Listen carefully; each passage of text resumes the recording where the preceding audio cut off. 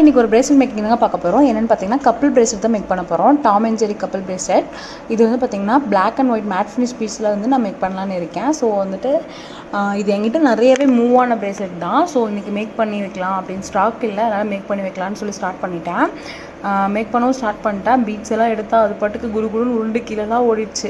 அதெல்லாம் எடுத்துகிட்டு வந்து திரும்ப பண்ணி வீடியோ வந்து நிறைய டைம் கட் பண்ணி எடுத்துகிட்டு இருந்தேன். இன்றைக்கி வீடியோ எடுக்கிறதே பெரும் பாடாக இருந்துச்சு.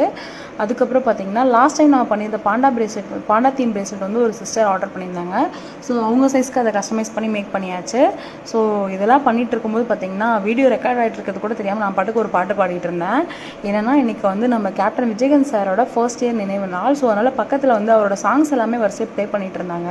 அதில் ராசாத்தி ஒன்று காணாத இந்த சாங் வந்தோடனே ஆட்டோமேட்டிக்காக நான் பாட ஆரம்பிச்சிட்டேன். நீங்களும் 90s கிட்ஸாக இருந்தால் இந்த சாங் உங்களுக்கு பிடிக்குமான்னு சொல்லிட்டு மறக்காமல் கமெண்ட் பண்ணுங்கள். பாய்.